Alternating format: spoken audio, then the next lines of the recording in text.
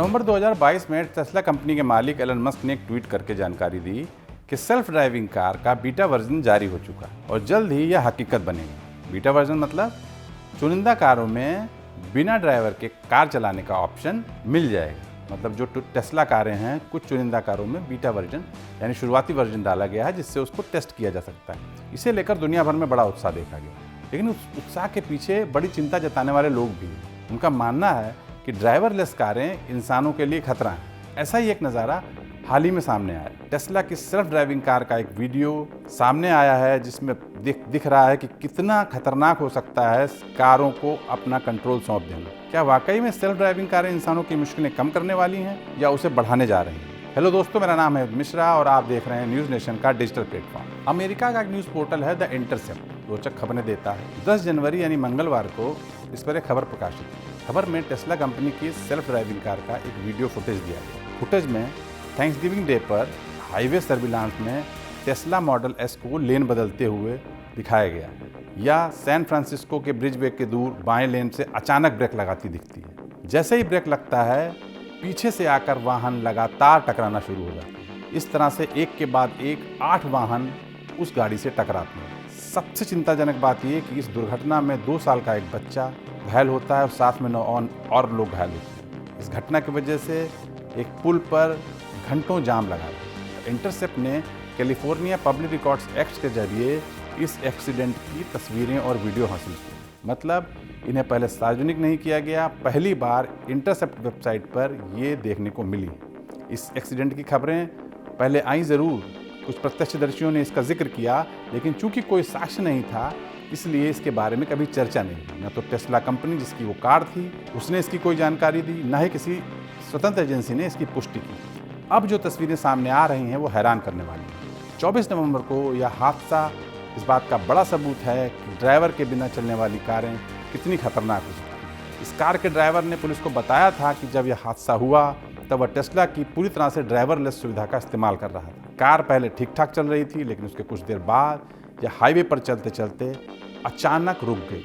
इसे Phantom break भी कहते हैं। फैंटम ब्रेक मतलब लगातार तेजी से ब्रेक लग जाना। अक्सर जब कोई कार को रोकता है तो धीरे धीरे रोकता है, जिससे कि पीछे वाली गाड़ियों को पता चलता है कार रुकने वाली है। फैंटम ब्रेक मतलब तेजी से ब्रेक लगा और पीछे से सारी गाड़ियां आकर उससे भिड़ गईं।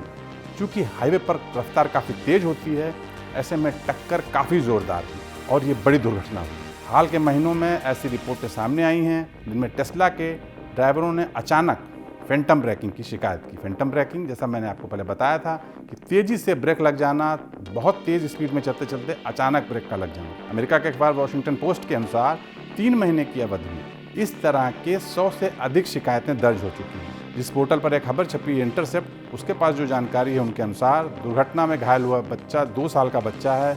उसके सर पर चोट लगी है और उसके हाथ पैर में भी चोट आई है। उसके साथ में जो तस्वीर प्रकाशित की है इस वेबसाइट ने, उसमें बच्चे का स्ट्रॉलर देखा जा सकता है जिस पर वो बच्चा बैठा था और बाहर निकला पड़ा है और कारें एक दूसरे पर चढ़ी हुई नजर आ रही हैं। अब आपको लग रहा होगा टेस्ला सेल्फ ड्राइविंग कारें बनाने पर क्यों तुला हुआ। इसके पीछे एक बिजनेस की स्ट्रेटजी भी। टेस्ला ने अपनी सेल्फ ड्राइविंग कारों पर काम करने का दबाव बहुत ज़्यादा बढ़ा दिया है। इसका कारण है पारंपरिक कार निर्माता कंपनियां जो हैं वो भी इलेक्ट्रॉनिक वाहन में प्रवेश कर रही हैं। इससे पहले ईवीज़ में मोस्टली कारें टेस्ला की होती थी, कोई कंपटीशन नहीं था।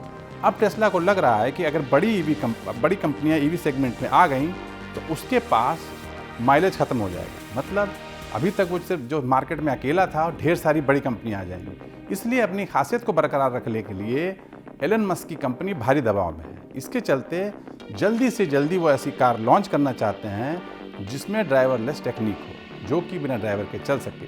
पिछले साल मस्क ने कहा था कि पूरी तरह से सेल्फ ड्राइविंग कारें टेस्ला के सर्वाइवल के लिए बहुत ज़रूरी है। मतलब टेस्ला जैसी बड़ी इनोवेटिव कंपनी तभी सर्वाइव कर सकती है जब वो सेल्फ ड्राइविंग जैसी तकनीक को तेज़ी से अडॉप्ट करे और लोगों तक ले जाए। पूरी तरह से सेल्फ ड्राइविंग शब्द को लेकर के कई लोग इसको भ्रम पैदा करने वाला भी बताते हैं। कई निर्माता, उद्योग समूह इसे भ्रामक कहते रहे और खतरनाक आलोचना करते रहे। पिछले साल गूगल की एक कंपनी वेमो ने घोषणा की थी कि इस शब्द का उपयोग नहीं होना चाहिए। वेमो ने एक ब्लॉग पोस्ट में लिखा था कि दुर्भाग्य है कि हम देख रहे हैं कि कुछ वाहन कंपनियां सेल्फ ड्राइविंग के नाम से कारें लोगों को प्रमोट कर रहे हैं, जबकि ऐसा शब्द इस्तेमाल नहीं करना चाहिए और यह पूरी तरह से भ्रामक है। इससे उपभोक्ता और आम जनता को लगता है कि वो हाथ छोड़कर पूरी तरीके से अपने कंट्रोल कार को दे करके कार चलाना अफोर्ड कर सकते हैं। यह गलत धारणा है। किसी को भी अनजाने जोखिम में डालने का हक किसी भी कार कंपनियों को नहीं है और यह खुद को अनजाने जोखिम में डालने के लिए प्रेरित करता है। ये लोगों को स्टीयरिंग छोड़कर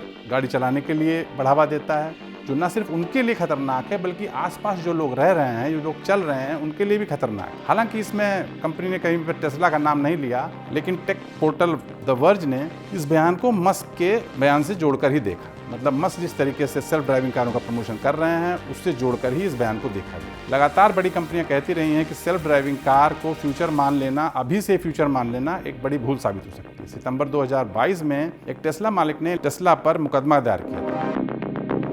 उसका कहना था कि कंपनी और उसके सीईओ भ्रामक रूप से ऑटो पायलट और फुल सेल्फ ड्राइविंग सॉफ्टवेयर की मार्केटिंग कर रहे हैं। मतलब वो जो बता रहे हैं वैसा है नहीं, पूरी तरीके से अभी पुख्ता टेक्नोलॉजी नहीं है, लेकिन वो लगातार इसकी बात करके लोगों को इसे खरीदने के लिए उकसा रहे हैं। मस्क की विवादास्पद ऑटो पायलट तकनीक फिलहाल भारी जांच के दायरे में है। इस पर आरोप है कि इसकी वजह से कई लोगों की मौतें हो चुकी हैं। अब सिर्फ इतना कहा जा सकता है कि यह सबसे सही वक्त है कि सेल्फ ड्राइविंग कारों पर कंट्रोल के बारे में चर्चा हो।